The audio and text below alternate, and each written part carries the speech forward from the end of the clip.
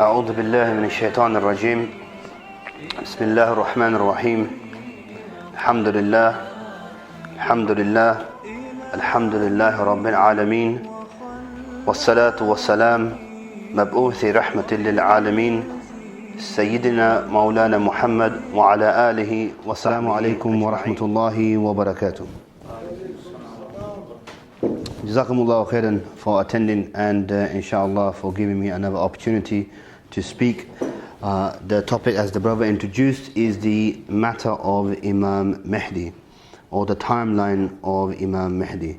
Inshallah, before we proceed with the actual subject matter, we must understand that when we're speaking about the time of the hour approaching, the issue of the signs of Day of Judgment, Qiyamah and Yawm al-Hisab will be approaching, that it is divided into two matters. One is the minor signs and the other is the major signs. And there is dispute amongst the scholars that do all of the minor signs appear before the major signs, or do they appear together? Okay, and some scholars say that they have no specific timing. So you may find that certain things that have happened before may happen again, and that it may all happen all at once.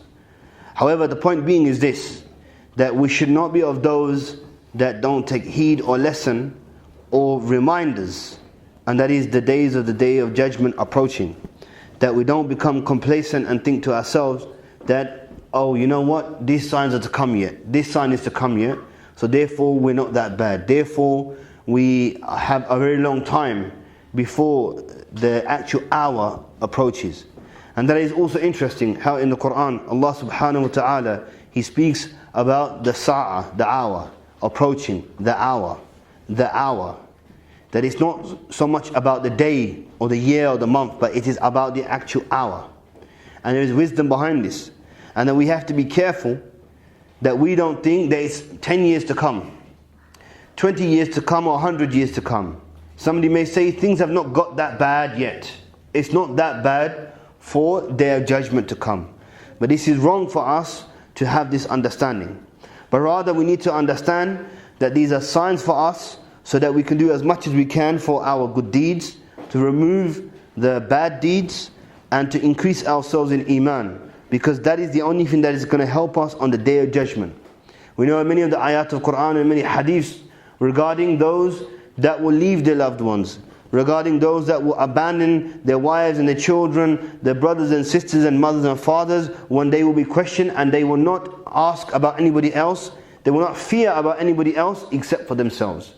So those people on that day are going to be raised on the way they died. So if they died upon La ilaha illallah, Allah will raise them upon La ilaha illallah.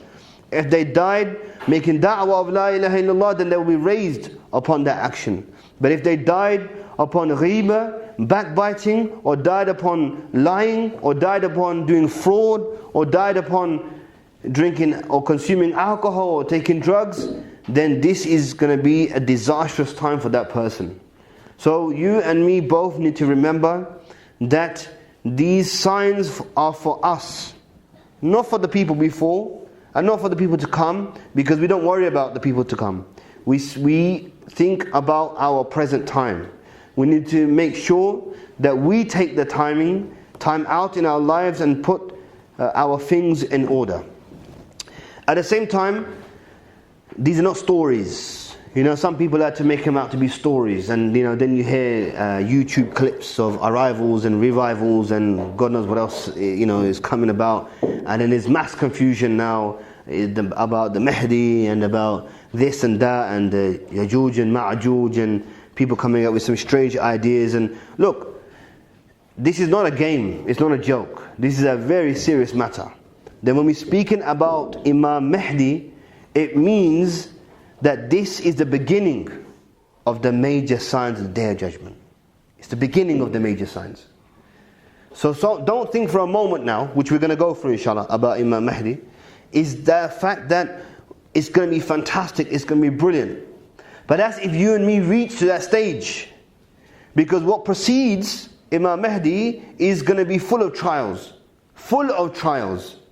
that right now you and me, I don't think will we be able to have enough iman to go through this trial? Allahu alam. Allahu alam. Many of the minor signs have gone, such as the death of the Messenger Muhammad sallallahu alaihi wasallam. That is one of the signs, minor signs of the Day of Judgment. The fitna of Uthman radiallahu anhu, the fitna of Imam Ali during his time, the various battles that took place between the Sahaba. These were all minor signs and explained by the Messenger Muhammad sallallahu alaihi wasallam. And the hadith that he explains about certain fires that happen in Busra, in Iraq. These are all the minor signs. And many of the signs that we see that have happened in the past, we see today. Like the issue of mass killing. This is another sign as well. The increasement of earthquakes. When I was trying to prepare for this, I was reading one of the books of Ibn Qayyum, and he says that we are witness. Now we're talking of what? 13th century? After Hijri, I think it was, yeah? Ibn Kathir here, he speaks about the increasement of earthquakes in Andalusia. So he's saying that this is also a sign. But during that time, there's a big difference between his time and our time today. So don't think for a moment that the signs will be a matter of weeks, days, years. We don't know. We don't know. But rather we should concentrate on what we're going to do about it.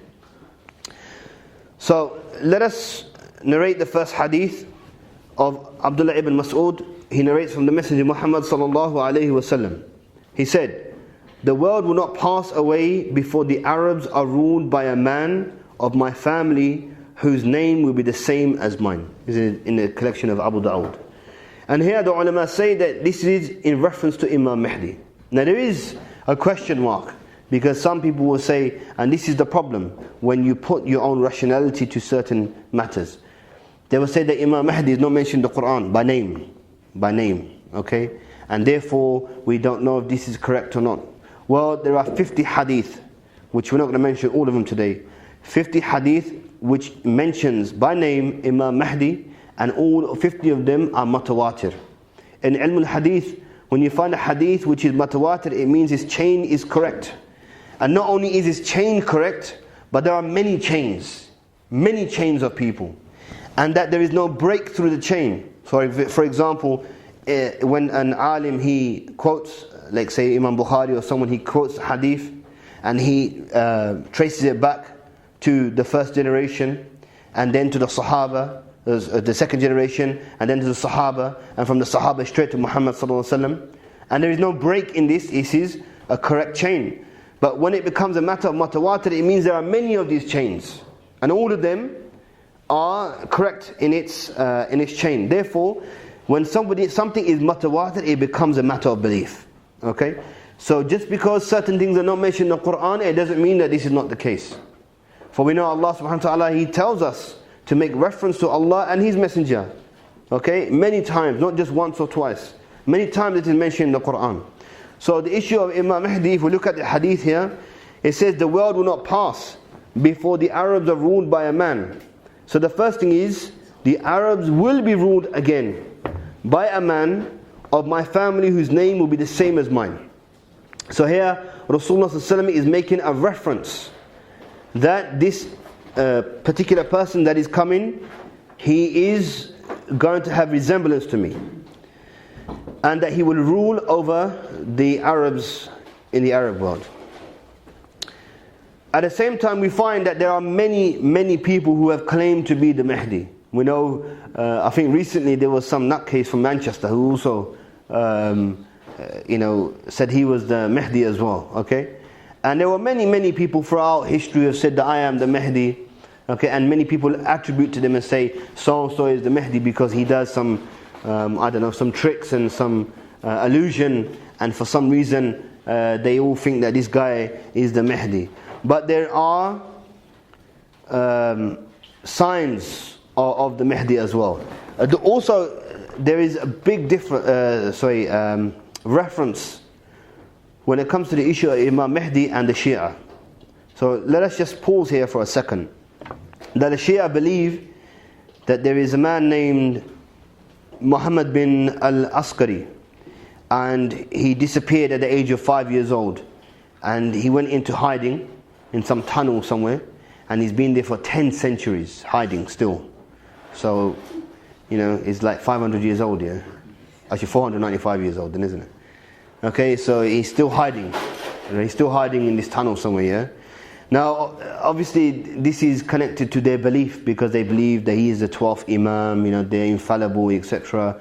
Well, we don't believe in this kind of thing. This is, they have no proof from this. Even from their own books and what have you, there is no proof of this. And Imam Mahdi is not something that is, how can I say, it's been hijacked by the Shia.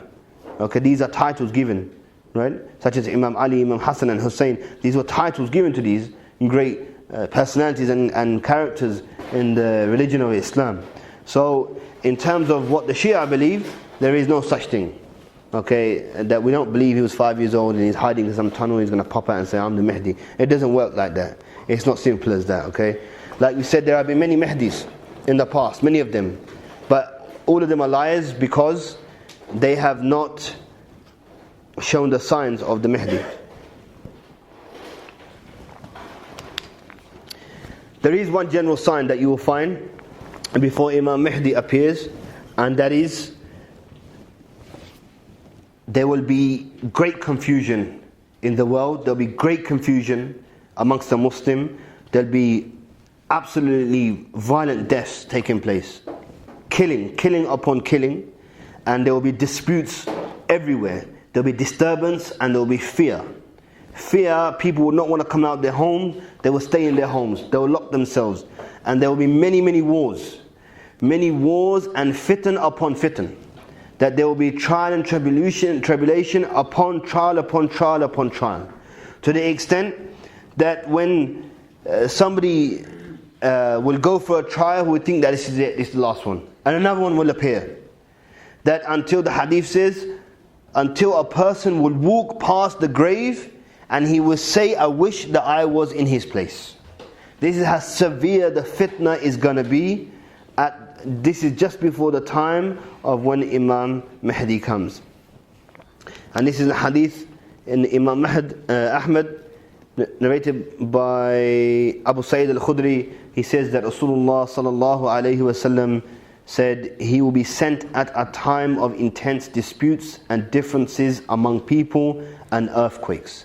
Now, we have to remember the issue of earthquakes is very important here. Earthquakes, my dear brothers and sisters in Islam, scientifically happens because, there's certain plates in the world, and when they meet each other, then they, whatever, anyway, the earthquakes happen, right? Now, we can accept this. This is not a problem. We can accept this. But who is the one to cause the plates to meet? Is Allah subhanahu wa ta'ala. Okay, let's not forget this, right?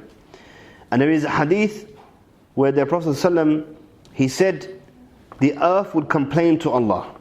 The earth would complain to Allah. And how does he complain?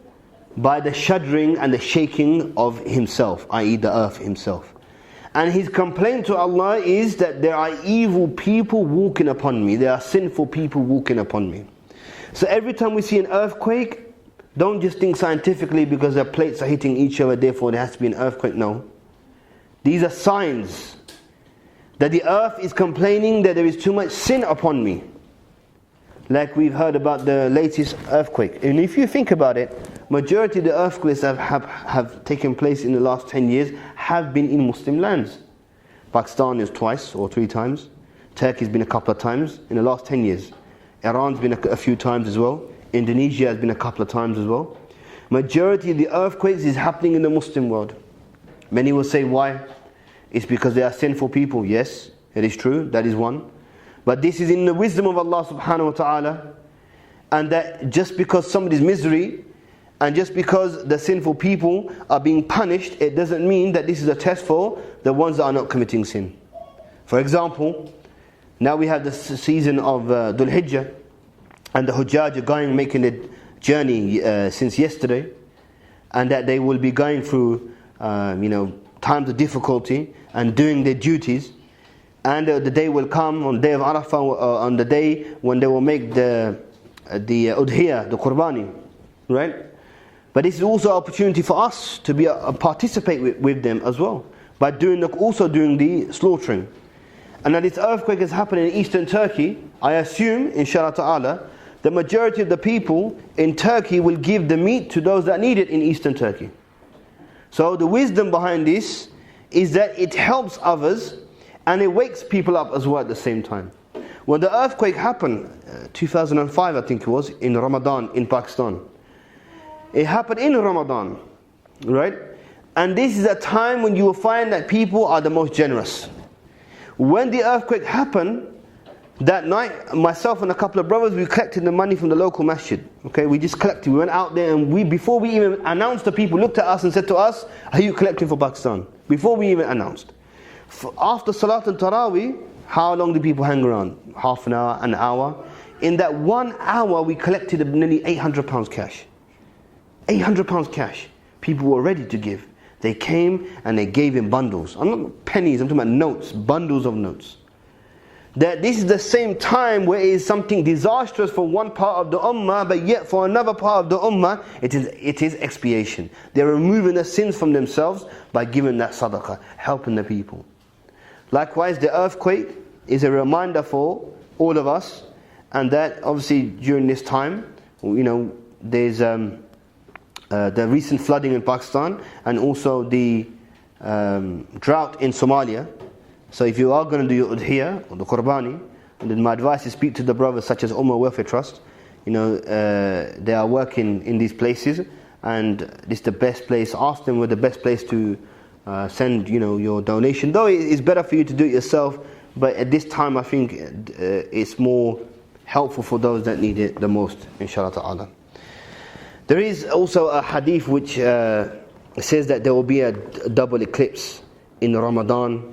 And this will be a sign that Imam Mahdi will be, his arrival. However, this is a weak hadith and it's not authentic, so we leave this on the side as well. Another hadith of the Messenger Muhammad sallallahu alaihi wasallam, he says, in Dhul Qa'dah, the tribes will fight, the Hujjaj, the Hajis will be looted, and there will be a battle in Mina, in which many people will be slain and blood will flow until it runs over the Jamaratul Aqba. The companions, i.e. he's referring here to the companions of Imam Mahdi, will flee to the point between the corner and the maqam in the Kaaba, and will be forced to accept people's allegiance. The Battle of Mina is the more important part here. The Battle of Mina is also another sign before the Mahdi comes. Right? These are some of the signs of we're going to see the Mahdi. So we need to just quickly recap that the Mahdi is one of the major signs. Right? Imam Mahdi will accompany Isa alayhi salam in terms of the timeline we're speaking, not together, yeah? Before Imam Mahdi approaches or his arrival, many minor signs will go past, okay, which we have mentioned, and which are happening now, and which are some still to come as well, which we're going to mention in a second, right? So this is in the sense of the timeline before Imam Mahdi comes. Another hadith of the Messenger Muhammad sallallahu alaihi wasallam, he said, the hour shall not occur until the Euphrates will disclose a mountain of gold over which people will fight. 99 out of which 100 shall be killed, and every one of them will say, perchance I shall be the one to succeed, i.e. to take the gold. And another hadith regarding the same issue, it says,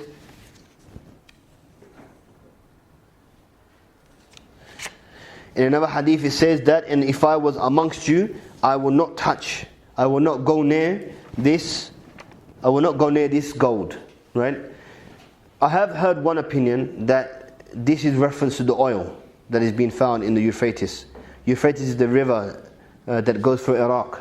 So Allahu A'lam to how reliable this source is, but some say that this is the gold in sense of the oil that has been taken out of the Euphrates. Allahu A'lam. But the other ulama say no, the hadith is specific and is speaking about gold. So yet that is to come. That when the Euphrates river would spit out the gold, this is another sign before the emergence of Imam Mahdi.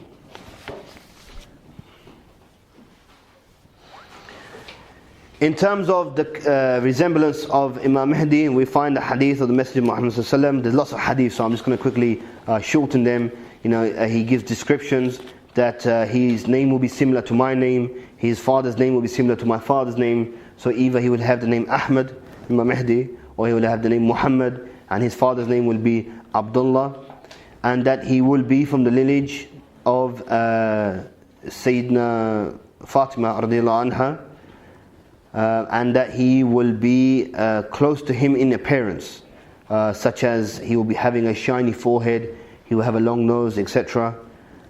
And in one hadith it says, regarding description, Imam Ali was asked, and he said that he is a well-built youth of average height and a handsome face. His hair reaches his shoulders, and the light of his face is contrasted by the darkness of his hair and beard. So these are some of the description of Imam Mahdi himself. Now the interesting thing is that he will have a kind of stutter in his speech, and that he will be slow, and that when he will speak it will be a bit delayed, and that he will strike his left thigh with his right hand.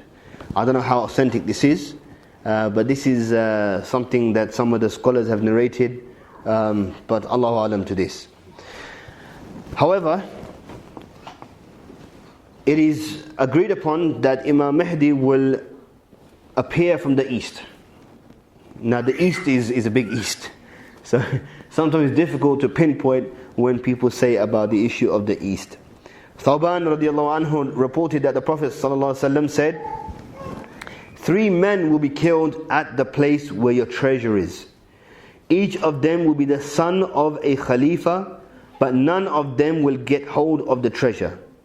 Then the black banners will come out of the east, and they will slaughter you in a way that has never been seen before. If you see him, give him your allegiance, even if you have to crawl over ice, because he is the Khalifa of Allah, the Mahdi. And this is in the collection of Ibn Majah. Now let's pause here for a second. There is a dispute amongst the scholars here, because the hadith says each of them, meaning the sons, each of them will be the son of a Khalifa, but none of them will get hold of the treasure. Now the issue here is that, will there be a Khalifa before Imam Mahdi? This is a bit of a question now, okay? And truth is, I can't find the answer. Because there's a dispute amongst the scholars here. Because the hadith is saying specifically that they will be the sons of the Khalifa. So some of the ulama say it doesn't mean the Khalifa as in the leader of the like Amir al-Mu'mineen, because that title is for Imam Mahdi, for he will be the true Khalifa. Other scholars say no, they will be a Khalifa before, and there will be a dispute. I was reading one interesting thing by one of the scholars, Sheikh Imran Hussain, from the West Indies, I think he is, and he was saying that it's his opinion. He doesn't believe the term Khalifa means the actual Khalifa, but it means somebody of authority. So talking about Imam Mahdi appearing from the east and being around the Arabian Peninsula, he says that he is of his opinion that here the reference is the king, the Saudi king. Why? Because his children will fight over the treasures, okay, and that they will kill each other, etc. So this is his understanding. Allahu Alam to this, if this is right or wrong.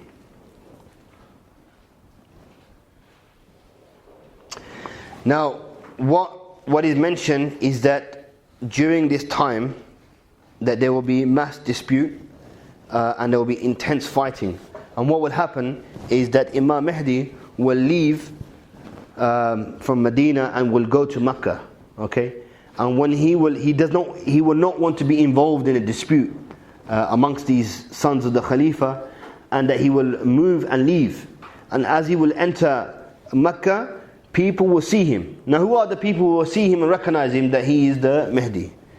Okay, these are people going to be ulama. These are people who are going to be scholars, who understand the signs of the Day of Judgment and the signs of the Mahdi. So they will obviously realize that this is Imam Mahdi. Not anybody going to go up to him and say, oh, you're the Imam Mahdi. He's not going to have it written on his forehead and said, I am Imam Mahdi and I've come for the bay'ah. No. They will go to him and he will refuse. He will refuse. He will say, no, I will not take the khilafah. I will not be the Khalif of the Ummah. It is said that he will be forced at this point, and they will take him to Masjid al-Haram and they will force him. And there are some hadiths which narrate that 313 people will give bay'ah to Imam Mahdi at this point. And what will happen is that the news will reach around the Muslim world that the Mahdi has been proclaimed and that bay'ah has been given. So it says that the awliya, or the pious people from Syria and Iraq, will come and they will swear allegiance and give bay'ah to Imam Mahdi after seeing the signs. And there will be a number of battles.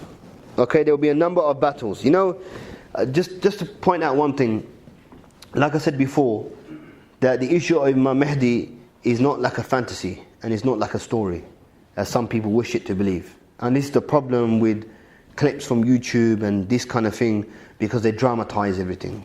Right? They dramatize everything and they give the false understanding to especially the youngsters. They give them the false understanding. Okay? And they will put into your minds about the Illuminatis, the Freemasons, and the one eye that you see everywhere, and subliminal messages, and this is all connected, and how can I say, what else can I say? It drives people crazy. And this is the dangerous part of taking information. The information we take must be from Quran and Sunnah. That is why when I'm narrating you the hadith, I'm not only telling you the names of the ones that are narrating it, but also explaining to you that there is dispute about the authenticness of some of the hadiths. So we have to be very careful when we are not only quoting the hadith, but the information that we are taking, because we don't want to pass on the wrong information, right? So let's be clear about this, right? The signs that we are speaking are from the hadiths. The signs that we are speaking are from the Quran. Anything else, some like Sufi kind of shuyukh, I'm talking about, back in the centuries, have said some strange things will happen, and predictions have been wrong. Some of these so-called scholars have gave predictions about Imam Mahdi will come in this century, will come in this year. I remember in 2003, I think it was, I was talking to a couple of brothers, and they said, some of the ulama, they said Imam Mahdi will appear in 2009. So we came to 2009. Then they said, no, it's wrong calculation. He's going to come in 2010. Obviously, we're in 2011 now. And now I've heard, apparently, 2011 is the time when Imam Mahdi will appear.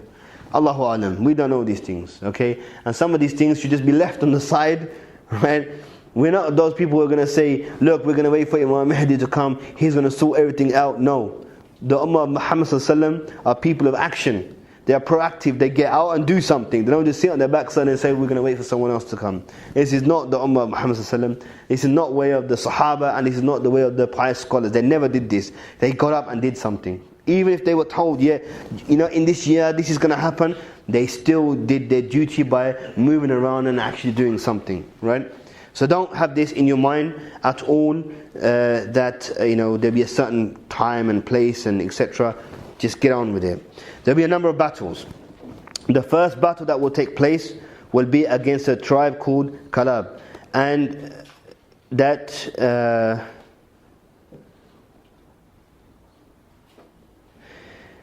a man will rise from the Quraysh, and he will take from his paternal uncle an army. He will make an army from his maternal uncle, and here he was sent to fight Imam Mahdi. And it is said that here that the army will be overcome and will be defeated. In another hadith, it is mentioned about, from Abu Hurairah radiallahu anhu, that a man will emerge from the depth of Damascus. He will be called Sufyani. Most of them who follow him will be from the tribe of Kalab, and he will kill by ripping the stomachs of the women and even killing the children. A man from my family will appear in Haram. The news of his advent will reach the Sufyani, and he will send forth one of his armies. Here is with reference to Imam Mahdi. He will defeat them. They will then travel with whoever remains until they come to a desert, and they will be swallowed. None will be saved except the one who had informed the others about them. Okay? So we have to even realize to the point where Imam Mahdi will always be on being chased, being followed, being attacked. If the enemies of Allah will know the signs that this person is Imam Mahdi, then the Muslims will also know. Right? But we have to wait until that happens. You cannot specifically say that this is... That's why you had so many false Mahdis that came before. Why? Because people attribute things to them which is wrong to attribute to them.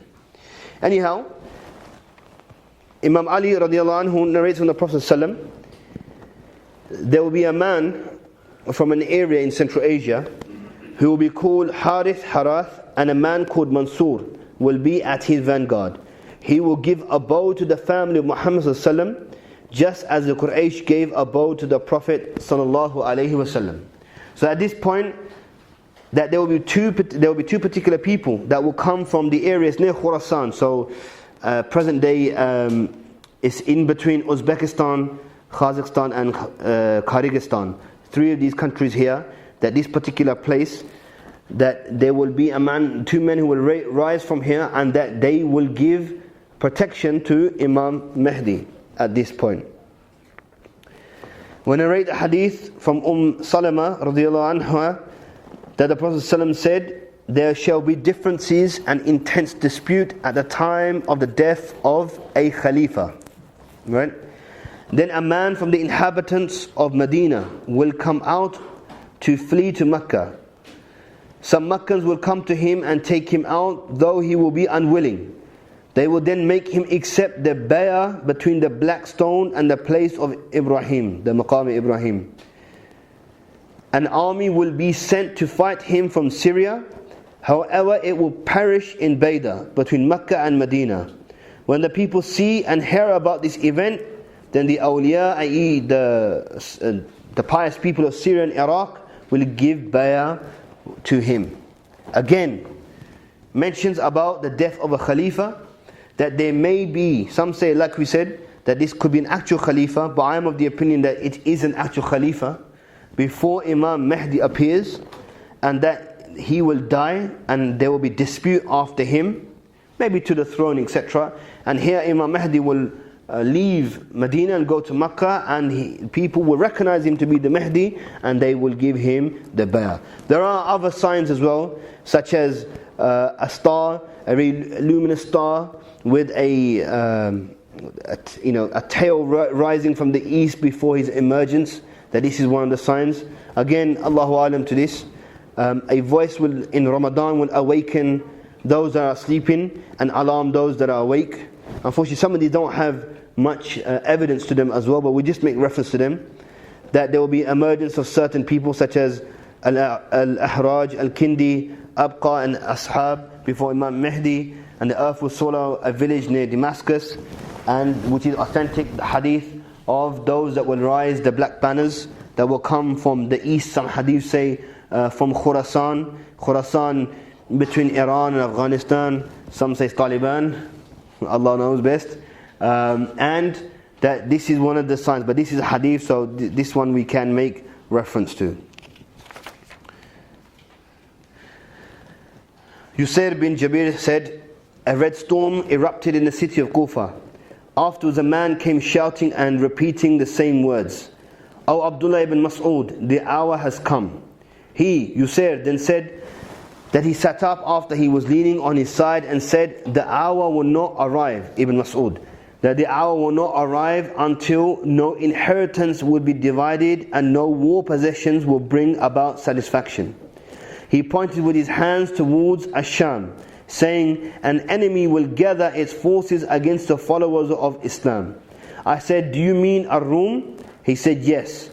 Then during this war, fierce fighting will occur. Muslim will ask for a volunteer expedition that will vow to die or return victorious. They will fight until the night separates them. Both sides will return to their camps not yet victorious, and the expedition will perish. Then on the third day, the Muslims will ask for volunteers again for an expedition that will vow to die or return with victory. They will fight until the night separates them. Both sides will return to their camp not yet victorious, and the expedition will perish. And the fourth day, the rest of the Muslim forces will turn against them, i.e. against the kuffar, and Allah will defeat them. They will suffer casualties never heard of before, or he said, never seen before. Even birds flying near them will not pass without falling down dead. So you can imagine how severe the fighting will be. Afterwards, sons of the same fathers from the Muslim side, who were near 100, will count the survivors and will find out only one of them survived. Therefore the war possession, i.e. the ghanima, will be satisfaction, and what inheritance will be divided. While they are doing this, they will hear of an even bigger calamity. That is, a man will scream amongst them that the Dajjal has appeared among their families which they left behind. They will discard what they have in their hands and proceed. They will send 10 horsemen as an expedition force. Then the Messenger Muhammad sallallahu alaihi wasallam said, I know their names and their fathers' names and the color of their horses. They will be the best horsemen on the face of the earth. Or in another narration he said, they will be amongst the best horsemen on the face of the earth. Now, before we continue, there's a lot of mention here about Syria. How the army will rise from Syria to destroy the Imam Mahdi. There is a question here. Does that mean the Romans, i.e. the Romans, the Europeans? Or does this mean other than the Romans?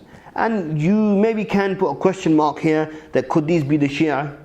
Because the Shia here proclaim that Imam Mahdi will, the one hiding in a tunnel, for them this Askari character, and he will appear. So they may, because obviously Syria are Alawi Shia, Kuffar, they're not Muslims, and same as the Iranian ones. So will they send an army to destroy the ones that so-called, for them, that is so-called the Mahdi? Allahu Alam to this. Okay, so this is just a question mark, and maybe another time we can clarify this issue. However, the hadith here says about Romans coming from Syria. So we continue inshallah. The cause of this great battle will be the Christians. The Christians and the Muslims as allies will conquer a third enemy. So the Muslims and Christians will make alliance. However, the Christians will act treacherously, as they will claim the victory on the strength of their religion. Thus the Muslims will be driven to arms and will fight them. The hadith mentions this issue. It's a very long issue here, and that one of the Christians will say it is by the cross that we won, and a Muslim will kill him, and there will be intense fighting amongst themselves. Then this will be the mention of the Battle of Constantinople. A great war between the Christians and the Muslims will result in Muslims conquering Constantinople, which is obviously Istanbul, without the army but the sheer force of takbir. Now some people will say it's already been conquered, right? So some of the scholars say that this will be a second victory upon Istanbul or Constantinople. Abu Hurairah reports that the Prophet ﷺ said, have you heard of a town of which a part is in the sea? Yes, they said.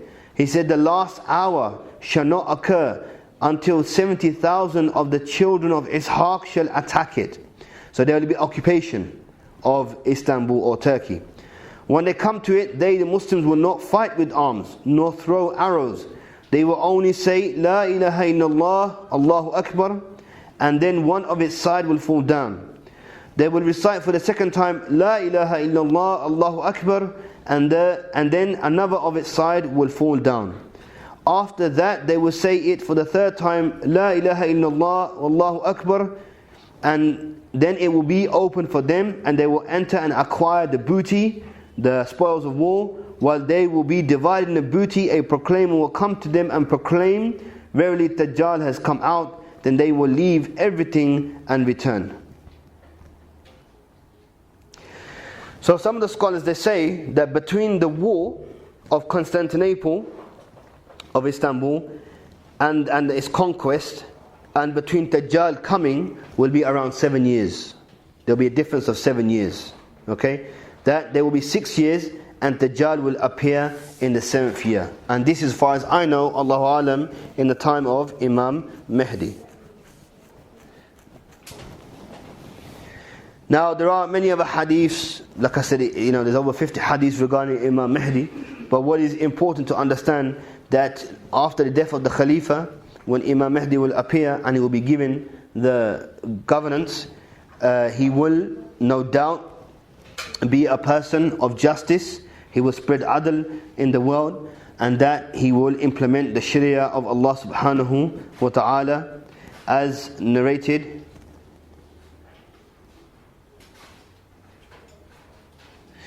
That is a very long hadith, so I'm just going to cut it short. That at the time of Imam Mahdi, people will come to him. Okay? And one man, they will go out looking for poor people, and there will be nobody poor. And that when he will go, one of them will come to him and they will ask. And he will say, go to the treasurer. Imam Mahdi will say to this particular person, go to the treasurer and tell him I've ordered you to give him money. So he will go. And that he will be poured with so much money that he will take the money, he wouldn't know what to do with it, because he has so much wealth at that time.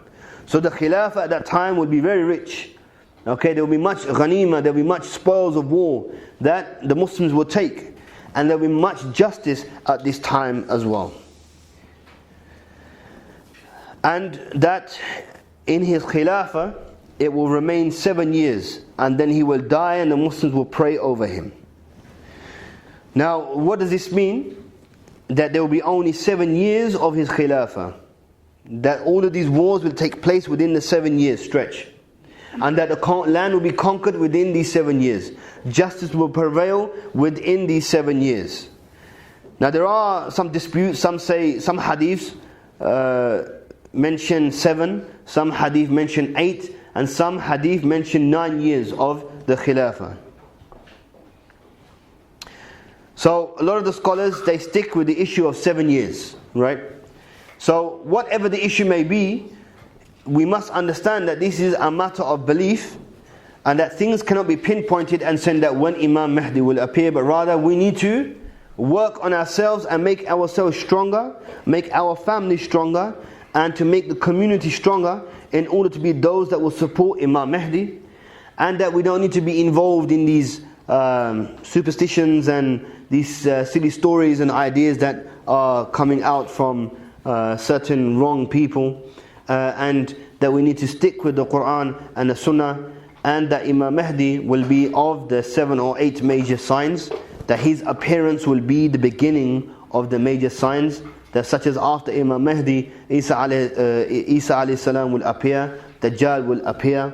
Okay, then you will have the other issues of the beast and the smoke and Ya'juj wa Ma'juj, the Gog and the Magog. All of these will appear after Imam Mahdi will pass away. So inshallah ta'ala, I will stop here, and if there's any mistakes that I have made, I ask Allah subhanahu wa ta'ala to forgive me, and if there's any corrections, I'm sure the brothers and sisters can correct me. Wa aqulu qawli hadha wa astaghfirullah.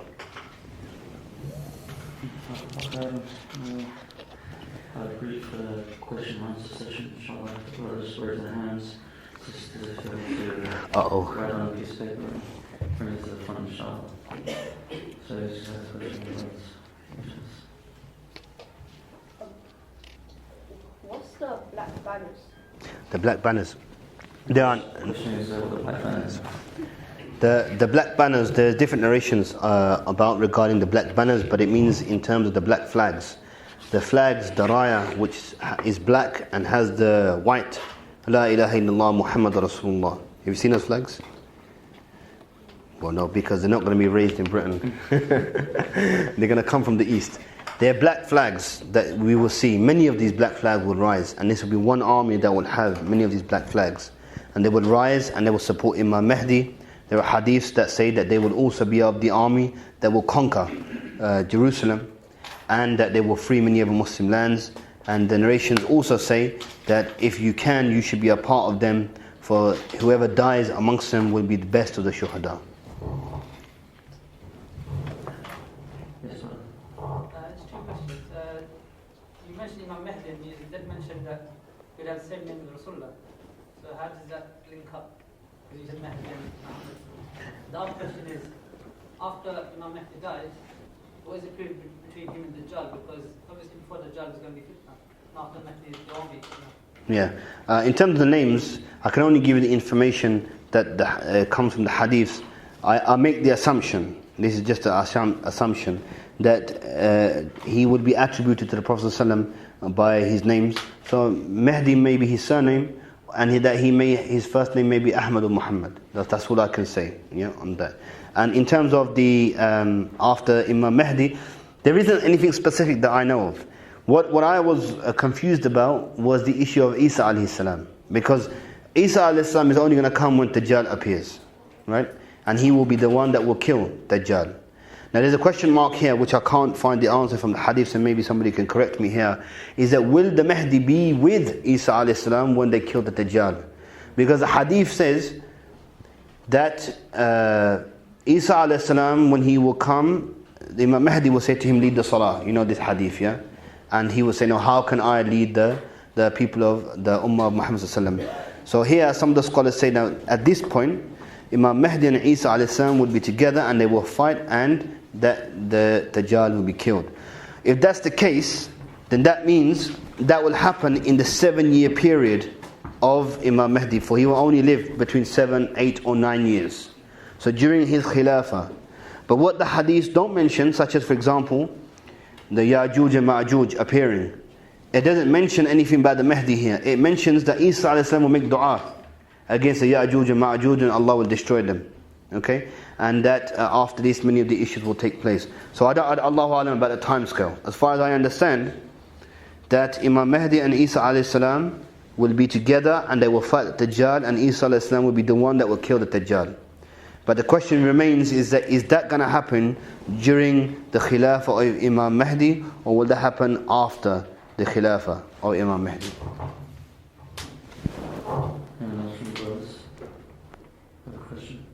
Or corrections?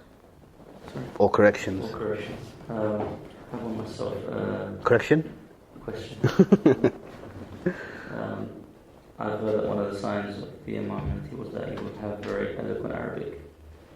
I don't know if you've heard this. To be honest, I haven't heard this, no, because in the books that I've studied, there's no mention in terms of his eloquence, but the hadith that I mentioned that he would have a stutter, that's what I know. Another question is just a little bit of subject regarding Buddhism. About fasting, is it true you cannot cut your nails and hair? I know it's a topic, just Okay, to be honest with you, when I study a topic, I study one topic. Hajj is or Dhul Hijjah is not a topic that I studied in depth. So what I do know is that there's a narration that the Prophet ﷺ would fast the 9 days of Dhul Hijjah. Okay, and there is 2 opinions about the hair and the nail. That if you are going to do the udhiyah, the qurbani yourself, then you should not cut your hair or cut your nails for the 9 days, yeah. And that on the day of Arafah, meaning the Maghrib, after the Maghrib on the day of Arafah, then because the day comes before in the Sharia, yeah. So then the day that will come before, after Maghrib on the day of Arafah, then you can cut your nails and cut your hair. Some scholars say that you should wait until the actual udhiyah is done. Okay, so if you're going to do it in your area or whatever, if you do it in London, for example, that you should do it yourself.